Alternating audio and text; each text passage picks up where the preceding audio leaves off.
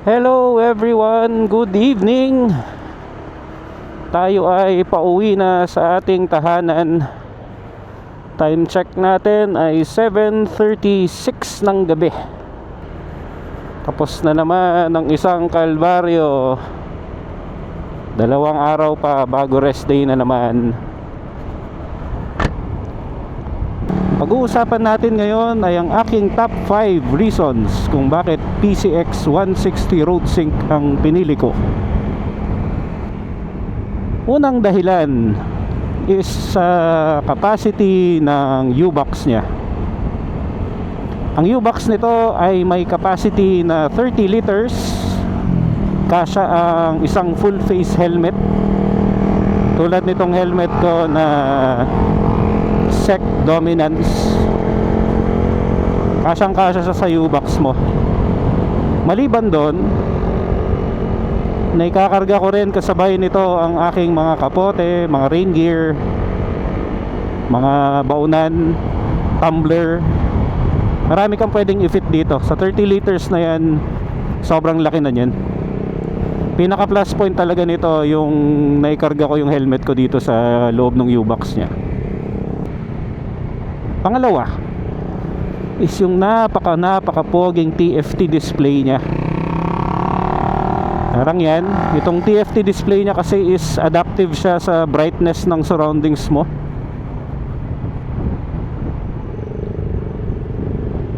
Pag madilim, yan, magiging black yung display nya.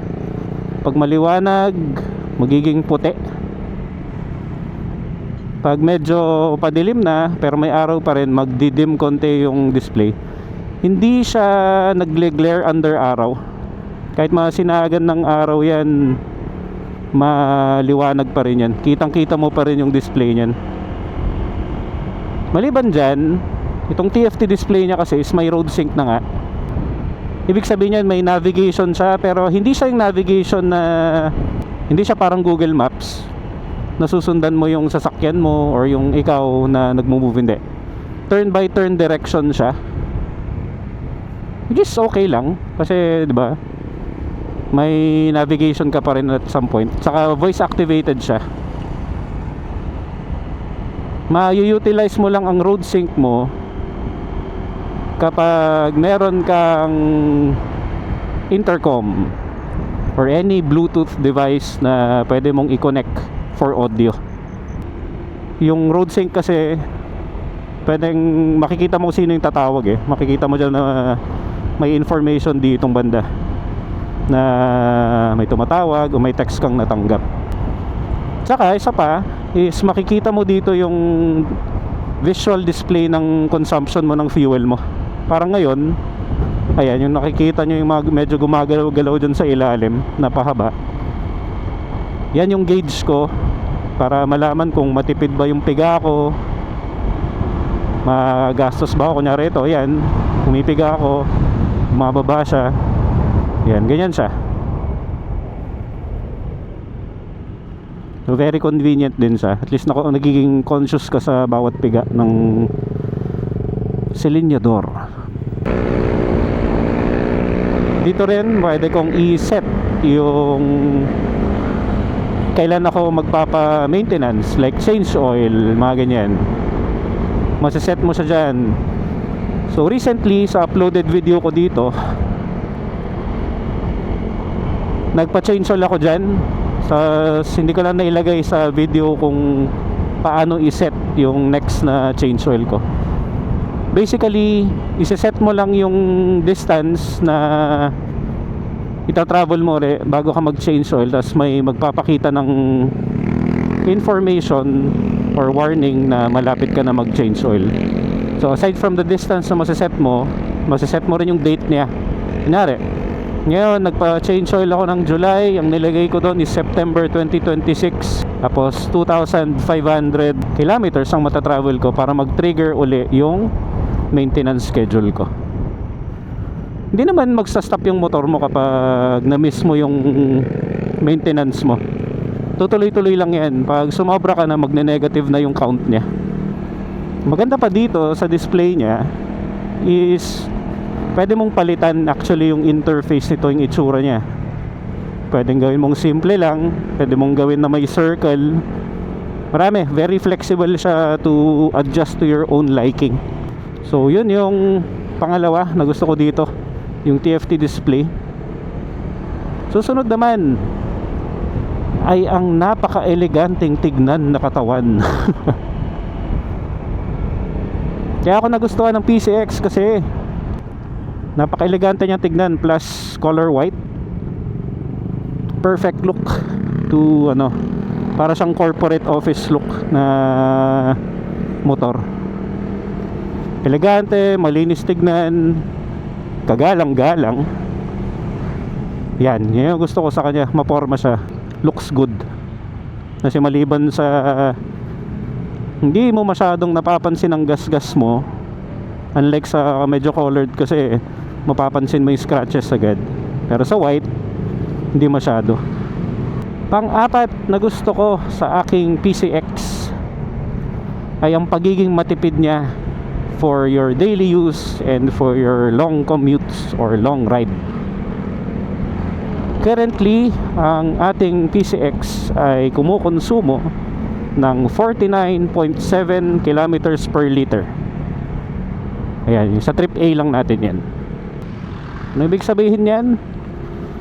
Sa bawat 1 litro ng gasolina mo, nakakabiyahe ka ng 49.7 kilometro. Tama ba yung bilang ko? 49.7 kilometers ang natatravel natin sa 1 litro, which is very very matipid. Na paabot ko pa to ng 54 ata o 53 nung nag long ride ako. Galing akong Las Piñas papuntang La Union, doon sa La Union ride ko, yung rest and relaxation upload ko. So nireset ko yung trip meter ko kasi nagpa full tank din ako nun. Normal na biyahe lang, medyo piga-piga sa open roads, meron din conservative sa traffic, meron din yung na-stuck tayo sa traffic. Yan mga senaryo. Isa lang masasabi ko, matipid siya kasi sa naranasan ko, nasa 50 something kilometers per liter yung konsumo ko nun. Sobrang tipid, napakatipid. Ayun, so pag pinang-daily drive mo to, siguro sa 1 buwan, pag wala akong long ride, mga twice a month lang ako naggagas. Ang full tank ko nasa abot ng 450 to 500 pesos.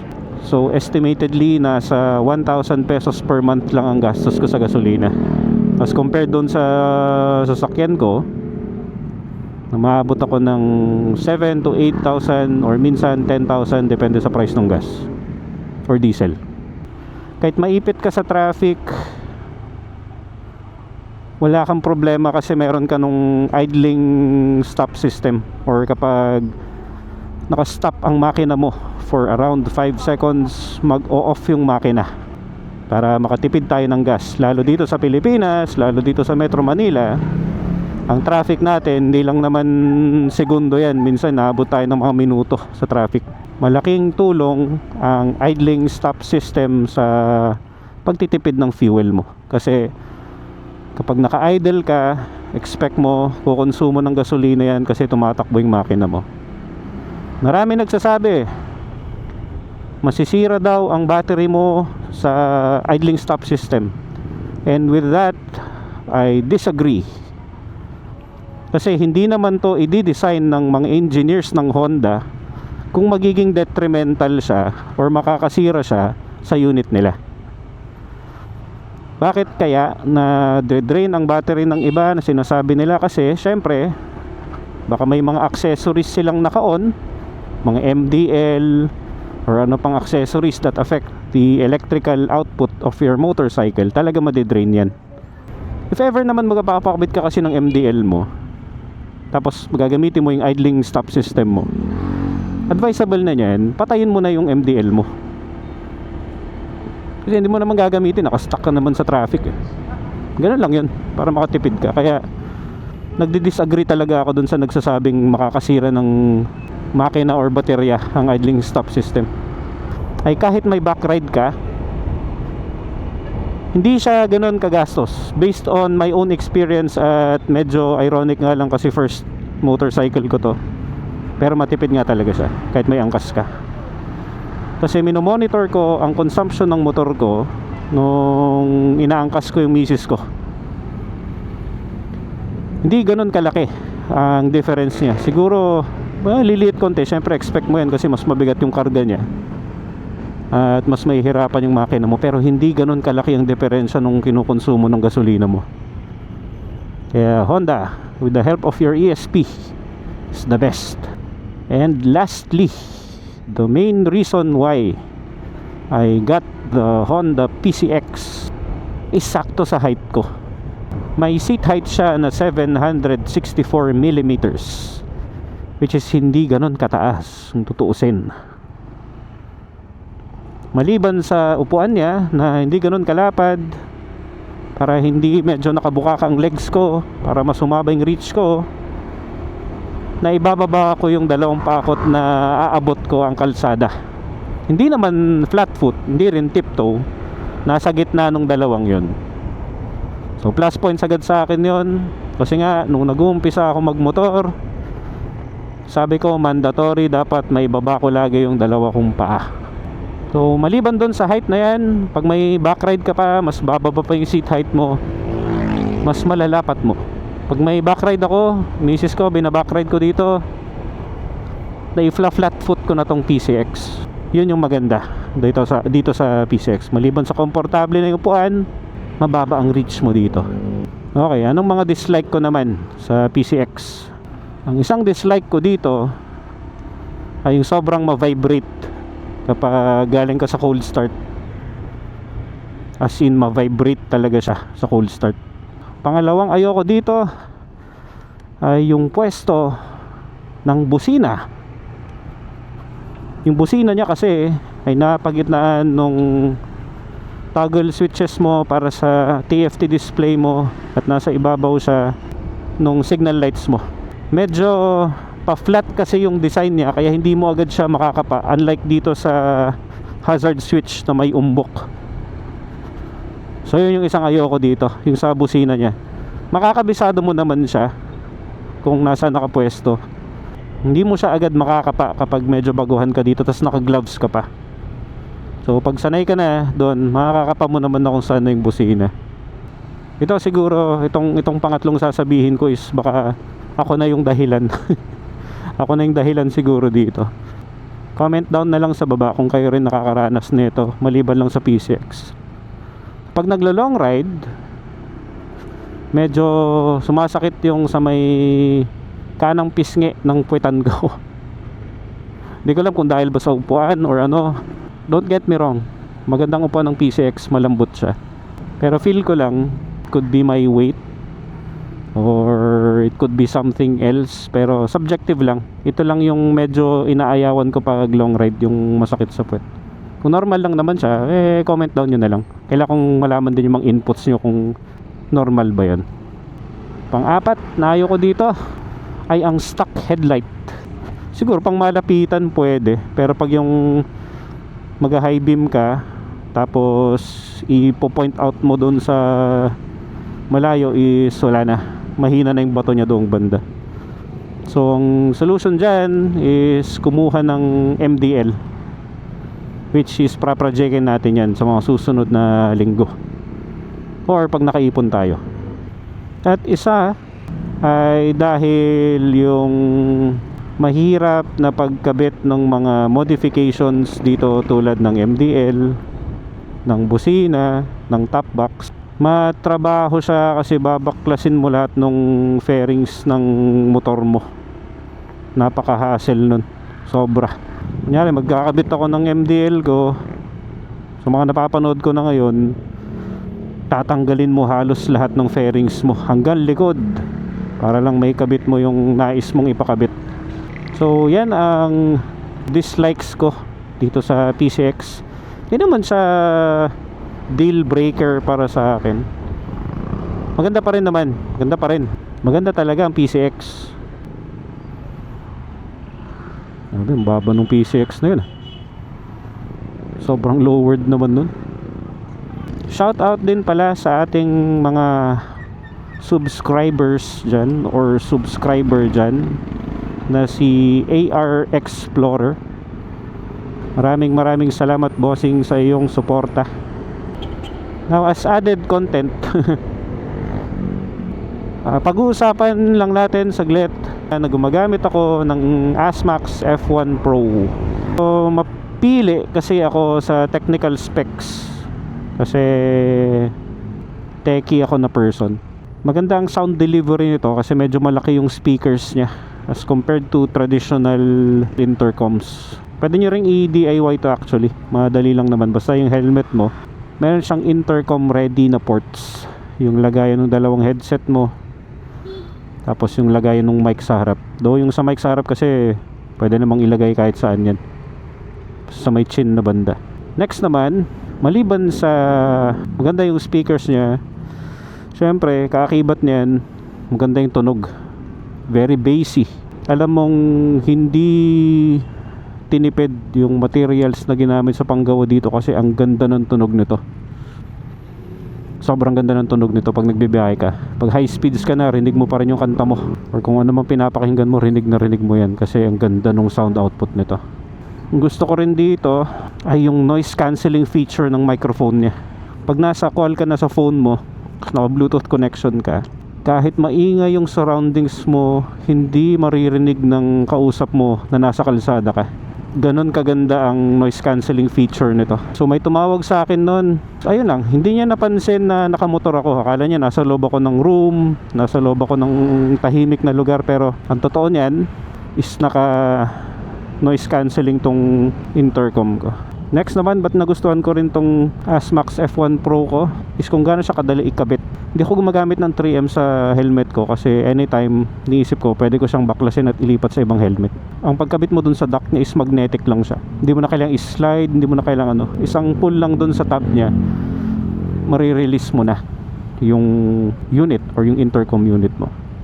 Ang pinakamagandang part kasi sa pagmumotor, lalo kapag may intercom ka, is yung makakausap mo yung mga ka-ride mo. Yung mga ka-work ko, may ASMAX din sila na S1 ata yung sa kanila, yung ASMAX S1 kung di ako nagkakamali, yung ano nila, yung intercom nila. Ang magandang feature nitong ASMAX kasi meron siyang ASMAX mode. Yung ASMAX mode na yan is gagamitin niya yung mobile data ng phone mo para makapag-communicate kayo ng ka-ride mo sa intercom. Kahit gaano kayo kalayo, nagagamit mo pa rin siya, maririnig mo siya. Pag nawala yung internet mo, as long as within 1 kilometer kayo nung ka-ride mo, makakapag-connect kayo through mesh naman. Open space kayo, tapos may distance kayong medyo malayo pero maganda yung walang disruptions dun sa signal ninyo, is very clear pa rin yung voice nyo. So ibig sabihin din ng mesh kasi is, kunyari tatlo kami, ang total range na namin bigla ay magiging 3 kilometers. So yung nauna, pwede ko nang kausapin yung panghuli sa ride namin kasi naka-bridge kami dun sa pangalawang ka-ride namin. Bridging lang siya, kumbaga. Yun yung mesh na sinasabi.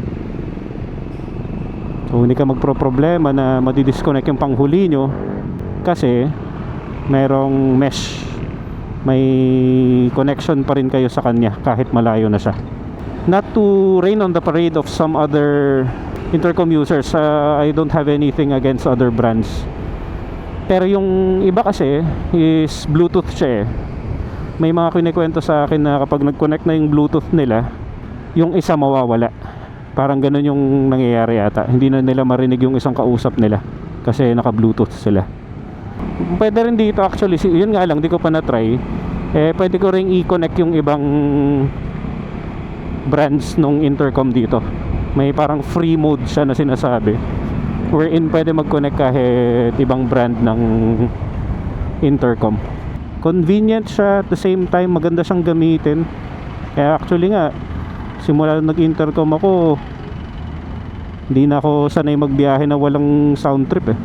Para kang nagda-drive ng sasakyan, di ba, na naka-on yung radyo, ganun. Pero dito, sa loob ng helmet mo, nagpapatugtog yung sounds po. Tapos naka stereo mode pa siya, kaya rinig na rinig mo yung bass. May parang surround sound ka na ano, na feeling, ganun.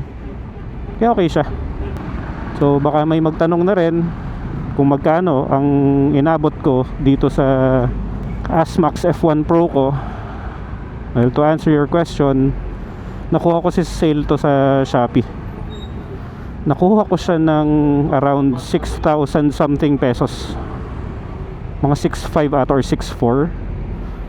Given nga lang na yung color kasi yung basis nila. Ang pinakamahal nila sa line nung product na to sa F1 Pro is parang nasa 8,300, which is yung parang red and black. Mas mahal yung ibang kulay ng Asmax.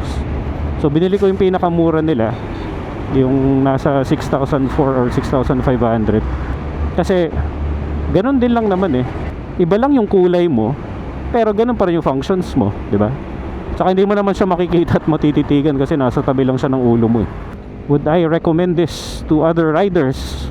Of course, that's a big yes. Very very big yes. Sulit ang ipambibili mo dito kasi waterproof na rin siya. Kaya kahit maulanan yan, okay lang basta nakasara yung mga ports niya for charging, wala maging problema. Ilang beses ko na tong dinaan sa malalakas na ulan, hanggang ngayon buhay pa rin siya. Last pala, bago ko i-end ang video, maganda ang battery life nito. Matagal siya. 100% ito nung gali akong Las Piñas. Papunta ako ng La Union nun. Dumating akong La Union, dire-diretso lang nag-play tong intercom ko.